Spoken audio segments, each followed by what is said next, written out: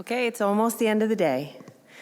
I just have a few closing remarks, and then there is actual truth to the fact that there is ice cream. There actually is ice cream. Just the timing was wrong. So after this, the Sisters of Anarchy ice cream truck is outside until 4:45. So I have just one more story, since that's been kind of my role here. I'm going to tell one more story before I send you on your way. So I've told a lot of stories about the kind of cultural programming that the Civic Standard does in Hardwick, and how we seek to address the misunderstandings between people. What Megan was just talking about here, those misunderstandings that we see a lot of in our neighborhood, mostly are around class, and being from here, being from away, and the sort of misconceptions that come with that. So our long-term effort at relationship building, mutual aid, art and theater making, conversation and celebration is rooted in our building on Main Street. This is the little living room space. This is one of our community suppers, and it's also somebody's birthday party. So the kind of work that we're doing, it's a lot. It's a lot of parties, basically. But then last summer, in the midst of a summer of karaoke and big time fun, there was this flood without warning. We didn't initially consider in our building of the Civic that part of our mission would be to supply aid in the case of a natural disaster, but it is in our mission to listen and respond, to reflect the community back on itself, and to collaborate with individuals and organizations of all kinds. So when the rain began in July, it was obvious that we would respond in whatever way we understood to be helpful and necessary for our town. Nico was doing the same thing up in Barton. We were all just kind of improvising and figuring out what was needed and doing the best we could to meet it. So the night of the flood, our town manager, David Upson, who is known as Opie in our town, he reached out to ask for help in setting up a shelter at Hazen Union High School. We had worked with the town already on several events, so he knew us and he trusted us, and he knew that we had a pretty long mailing list of volunteers and supporters. So we put out the call for volunteers, and a few people spent the night taking in and supporting the 30 or so displaced travelers and locals who felt like they should probably get out of the house in case something went down. But our aid efforts didn't stop there after that first night. In fact, it was just the beginning of what turned out to be quite a long few weeks. The days and weeks that followed included preparing, serving, and delivering many free meals to affected households, as well as to the volunteers working to clean up those homes. We organized and coordinated groups to muck out basements, remove drywall, haul out debris, distributed funds, materials, and offers of help that came from down the road and also across the country. There was the task of finding out who needed help and what kind of help each person would be comfortable accepting, finding the volunteers willing to pitch in, collecting the tools, supplies, connecting those affected with the additional emerging systems and supports like FEMA and the Red Cross. Each of these steps involved significant amounts of individualized connection, trust, and respect. It seemed suddenly, when we kind of woke up from the fever dream of it about 3 weeks in, that we had accidentally gone from cultural programming to emergency response. And we did not feel like we were equipped to do that. We looked at each other and said, we're not social workers. Something's gone way off the track.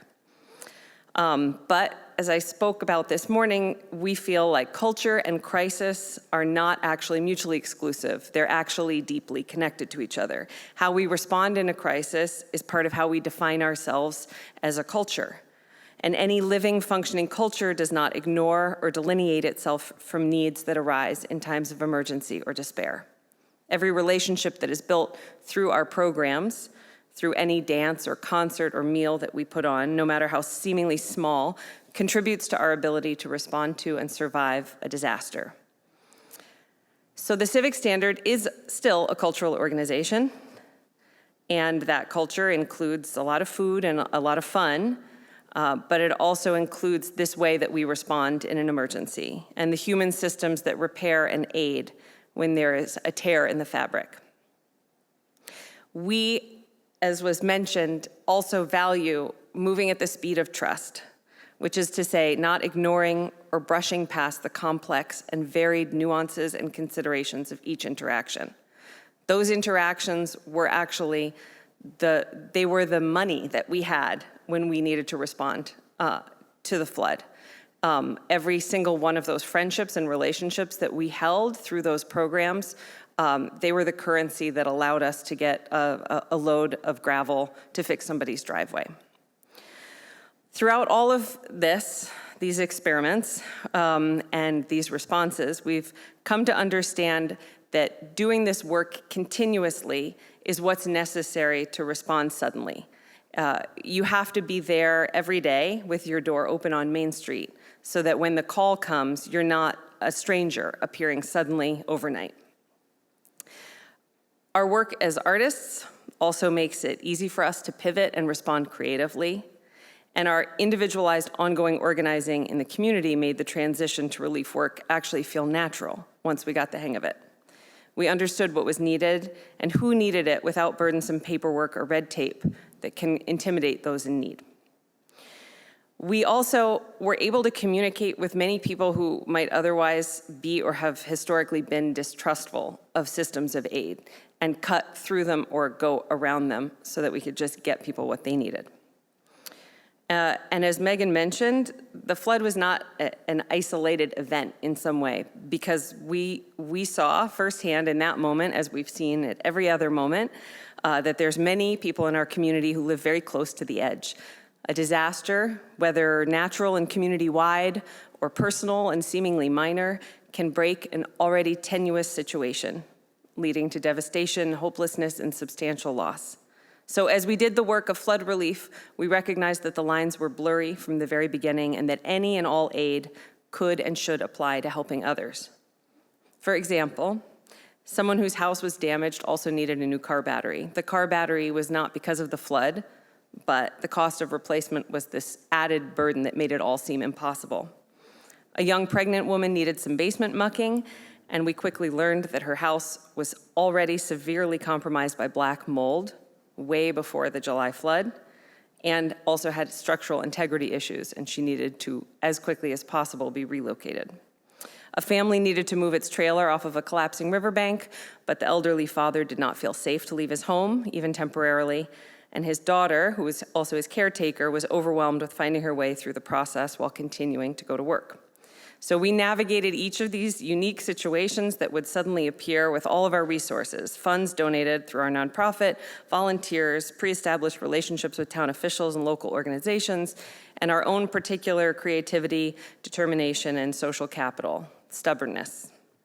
If the call for help is there, should we really be adjusting our support by differentiating between causes? We decided pretty quickly, no. It didn't matter if it was about the flood or not. If people were calling with a need, we were gonna just use what we had to meet it. But meanwhile, we didn't stop gathering together for fun and connection. In the midst of our around-the-clock effort to respond and organize during and after the flood, we continued to hold play rehearsals and old-time music gatherings and karaoke nights. And in fact, it was during the acute flood response time that we added our weekly free supper to the calendar, which continues every Wednesday night at 5:30, and it's one of our richest and most successful events. In our own unique way, we folded the shared experiences of Hardwickians into our creative work. In October, in the old Brochu garage, we set up what we called the Garage of Doom, which was a haunted house experience. We didn't call it a haunted house because that would have made the insurance cost more. And it was a haunted house, but it was a abandoned garage, not abandoned, but it had closed down, and then it had been kind of stripped of its walls, and they were going to put a fancy restaurant into it, and then they realized it wasn't going to happen. So we approached the owners and just said, could we set up a pop-up sort of theater event in there? And they said yes. So we invited the audience to view a fictitious, mysterious object that had appeared in the eroded banks of the Lamoille River after the flood. And as they examined this object, a portal into a parallel Hardwick opened. And that was the garage, and then they were toured through the garage. And there were a lot of people who participated as actors and performers in that, and many hundreds of people attended the production. So there was hilarity, there was catharsis, and there was something that got us out and beyond our daily reality. So these events, from our Wednesday supper to these big theater projects, they're not directly connected to disaster relief, but they are integral to it as they prepare us for the next round. We all know each other better because of them, and therefore we know better the needs of the community as a whole and the individuals within that community. Relationship building, it's not efficient. It can't be streamlined. There's no shortcuts. And we have to be there in the good times in order to be there in the hard ones. So if we want Vermonters and our organizations to be less vulnerable, better able to help our communities in need, more prepared and resilient for the future, we don't actually need more studies to measure the effectiveness of these kinds of approaches that you've heard about over these last 2 days. We are all proof of what can be achieved, repairing the fabric of our small communities while also weaving more and more of us into it. Collectively, I think we need more collaboration, communication, accountability, and transparency between all these different kinds of nonprofit organizations, but also between municipal governments, state and federal agencies, cultural organizations like ours. It's imperative to meet each other as people and to build trust on a human scale, all of which takes time and money, but can have long-lasting and profound impacts. The ongoing and inefficient practice, I'm celebrating the word inefficient, of community building is not only helpful in an emergency, it is essential in order to survive the catastrophes and challenges of our time. Thank you, everybody, for sticking it out till the very end. There is going to be a little email that's going to go out afterwards, so you can share your thoughts with the RISE team, and you can go and enjoy a lot of ice cream right now. We want to give a big round of applause to Emma and Tricia and everybody in the tech team and everybody who made this happen. So thank you very much.